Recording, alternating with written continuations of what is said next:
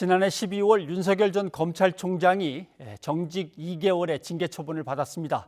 그 징계 처분을 취소해달라며 낸 행정소송이 있었습니다. 어제 첫 재판이 열렸습니다. 증인으로 나온 현직 검사장들과 윤 전 총장 측 간에 치열한 공방이 이어졌습니다. 양지열 변호사와 공판 내용을 정리해 보겠습니다. 어서 오십시오. 네, 안녕하세요. 정직 2개월 추미애 장관 시절이죠. 예. 정직 2개월 징계를 받았고 여기에 대해서 취소해달라고 행정소송을 냈고 어제 첫 재판은 그러니까 윤석열 전 검찰총장의 변호인들과 예. 증인으로 나온 검사장들 간에 이제 그렇습니다. 공방이 오고 간 거군요. 예, 그렇습니다. 어떤 내용들이 이렇게 일단 뭐 내용을 말씀드리기 앞서서 사실 현직 검사장 2명이 어떤 재판에 그러네요. 증인으로 나온다는 것 자체를 저는 뭐 기억을 떠올리기가 어려운 그런 상황이 아닌가 싶고요. 또 그 안에서 당시 윤석열 전 총장이 잘못을 했는지 안 했는지를 두고 예. 검사장들은 잘못을 했다라는 쪽의 주장이 있었고 변호인단은 이제 그 부분을 반박하는 그런 과정이 이어졌고요. 예. 그 내용들을 하나씩 따져보면 언제 대한민국 검찰이 이렇게 내부적으로 이렇게까지 쪼개져서 검찰 내부에서도 서로 이견을 가지고 다퉜던 적이 있나 굉장히 좀 사뭇 심각한 분위기였습니다. 예. 보니까 쟁점은 두 가지였던 것 같습니다. 주요 특수 공안 사건을 맡아온 판사들에 대한 재판부들에 대한 분석, 예. 이 이제 문건의 문제하고 그다음에 채널A 사건에서 과연 언론과 검찰이 어떤 유착 관계를 했고 그것을 수사를 갖다 했어야 되는데 예. 제대로 됐냐 안 됐냐 이 얘기까지 이제 한 것 같은데. 심재철 지검장이 상당히 심각하게 나온 것 같습니다. 그렇습니다. 왜 그러냐면 심재철 지검장이 당시에 이제 반부패 수사부를 맡고 있었습니다. 예. 반부패 수사부를 맡고 있으면서 37명의 그 판사에 대한 이른바 이제 동양 문건, 파 문건이 있었고 예. 그게 학력이나 경력이나 세평 같은 거, 뭐 취미 같은 것들 이런 것들이 기록돼 있었는데 심 지검장은 당시에 반부패 수사부장으로 있으면서 그 문서를 보고 굉장히 놀랐고 이거는 왜 이런 식의 문건을 만들어서 이거를 공판 검사들에게 이 배부를 하려고 한 것이냐라면서 자신이 막았다라는 겁니다. 예. 그러면서 덧붙였던 내용이 뭐냐면 이거는 윤석열 당시의 총장이 자신에게 꼭 중요한 사건, 꼭 그러니까 윤 전 총장 입장에서 이겨야만 하는 사건의 재판부의 판사들에 관해서 파악을 한 것이었고 혹시 그 사항에서 자신에게 불리한 재판이 나왔을 경우 이른바 언론 플레이를 하기 위해서 작성해놨던 문건으로 보인다라고 그렇게 주장을 했습니다. 무슨 말씀이냐면 그 판결에서 만약에 판결이 원하는 쪽으로 나오지 않았을 경우에 그거를 이제 언론의 기자들에게 그 내용을 알려줌으로써 이 판사 자체에 대한 재판부에 대한 신뢰를 떨어뜨리는 용도로 그러니까 이 검찰에 불리한 재판을 했지만 이 재판이 잘못됐다라는 용도로 쓰기 위해서 이거를 만든 것이다라고 주장을 했습니다.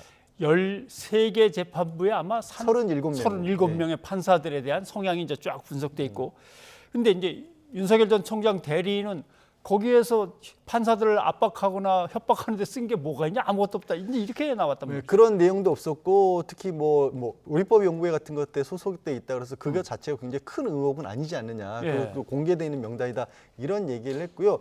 또 그 가운데 설명하는 가운데서 이 말이 좀 꼬였던 그런 부분이 있습니다. 어떤 얘기냐면 예. 윤석열 전 총장 측에서는 이거는 이제 반부패 수사부라든가 수사 실무를 하는 쪽에서 참고하라고 돌린 것이지 공판용으로 공판 검사실의 배당 자체가 되질 않았다라고 예. 주장을 했거든요. 그런데 그러니까 아까 초기에 말씀드린 것처럼 이거는 공판 검사들이 재판에서 재판부의 성향 파악을 위해서 만들었다라고 처음에 얘기를 했는데 그런데 공판 검사실은 배부를 하지 않았다라고 하니까 배부를 하지 않았다. 네, 그러면 심재철 어제 증인으로 나온 심재철 지검장은 아니 공판의 그 공판이라고 하는 게 이 재판에서 재판을 담당하는 검사들이 따로 있지 않습니까? 예, 그렇죠. 그 검사들이 보라고 만들었다고 하면서 공판 검사실에 배부를 하지 않았다고 하는 건 모순된 게 아니냐? 그건 듣기에도 그렇지 않습니까? 그런 부분을 지적을 했었습니다. 예. 아마 이제 수사를 맡은 검사와 그 수사를 넘겨받아 가지고 재판에서 이제 이기기 위해서 변호인과 치열한 머리싸움을 벌여야 되는 이제 공판 담당 검사들이 따로 있으니까 그 공판 검사들한테 빨리 보내줘야 되는데 안 보냈다. 그것 때문에 만들었다면서 안 보냈다는 게 말이냐 이 그러니까 얘기군요. 그게 굉장히 모순된 얘기가 되는 거죠. 그리고 수사를 위한 그 검사들을 위해서 만들었다 한다면 사실 대검에 정보시려고 하는 것은 수사 자료들을 수집하는 것이지 그렇죠. 판사의 동향을 애초에 그 문제가 됐던 것이 그렇지 않습니까? 아니 수사를 담당하는 곳에 보낼 목적에 따르면 판사들에 대해서 수사를 할 것도 아닌데 왜 수사부를 위해서 그걸 만드냐, 이게 말이 안 되는 거고, 공판검사실, 그러니까 재판에 들어가는 검사들을 위해서 만든 거라고 하면서 또 반대해서 변호인단 측에서 공판검사실에 안 보냈다라고 하니까 예. 그럼 그것도 또 말이 안 되지 않느냐, 그런 공방들이 좀 왔던 것입니다. 자, 그리고 이동재 전 채널A 기자, 일단 뭐 언론이 할 일은 그게 아닌데라고 재판부로부터 야단은 맞았습니다만 일단 무죄로 일단 나왔습니다. 그런데 이 사건에 대해서 이게 검사와 언론의 유착 의혹이 있다면 감찰로 가야지 왜 인권부로 갔냐, 이것도 역시 계속 논란인 거죠. 그렇습니다. 심재철 지검장도 그랬고요. 당시 수사를 했던 이제 이정현 지검장도 그렇게 그 부분을 지적을 했습니다. 무슨 얘기냐면 처음에 사실 대검 감찰부에서 이거를 조사를 하겠다라고 했었습니다. 그런데 그 감찰부에서 조사하는 부분들, 이거를 윤 전 총장이 서울중앙지검 인권부로 보냈거든요. 예. 그러니까 대검 인권부로 보냈거든요.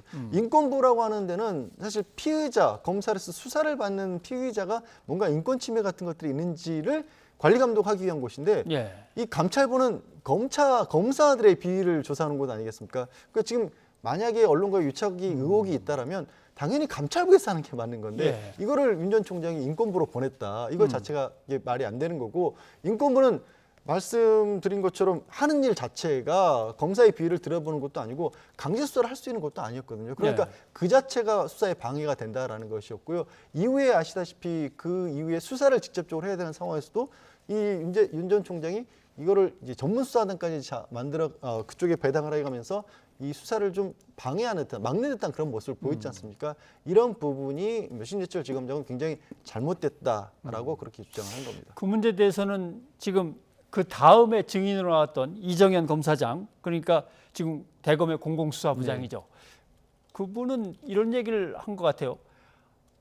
수사를 그만하라는 압박으로 느꼈다라고 하는 얘기인 것 같습니다. 그러니까 어떤 얘기를 하냐면 이 본인이 수사를 하는 과정에서도 처음에 바로 시간이 됐었을 때, 이게 사건이 알려지고 문제가 됐었을 때 압수수색을 했다라면 당시에 이동재 전 기자의 휴대전화라든가 노트북 같은 것들을 이 증거를 확보할 수 있었는데 그 시간 자체가 한 달 이상이 걸렸다라는 거죠. 그러면 그건 당연히 다 지웠거나 상식적으로 깡통이라고 생각을 흔히 얘기합니다만은 그렇습니다. 그런 내용이 있었기 때문에 수사 자체가 어려웠었고, 또 아까 제가 이제 처음에 이게 검찰이 내부적으로도 굉장히 쪼개진 모습이었다는 말씀을 드린 게 뭐냐면 이런 주장도 했습니다. 수사를 본인이 하는 과정에서 대검에서 언론을 향해서 뭐 이른바 흘렸다라고 해야 될까요?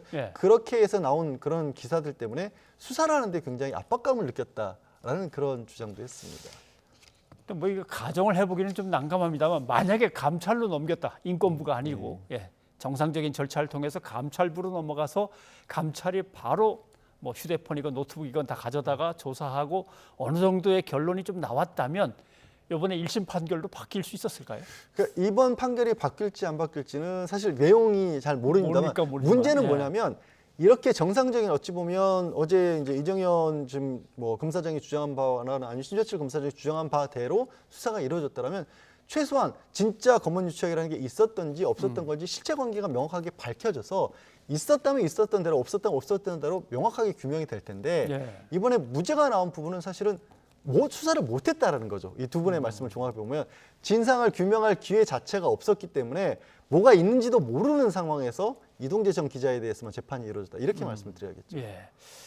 그러나 이제 문제는 이 재판은 윤석열 전 검찰총장이 난 잘못한 게 없는데 왜 징계를 하는 거냐, 이 문제를 이제 처리하는 건데, 재판부는 그러면 다음번에는 윤석열 전 총장 측의 증인들을 불러야 됩니까?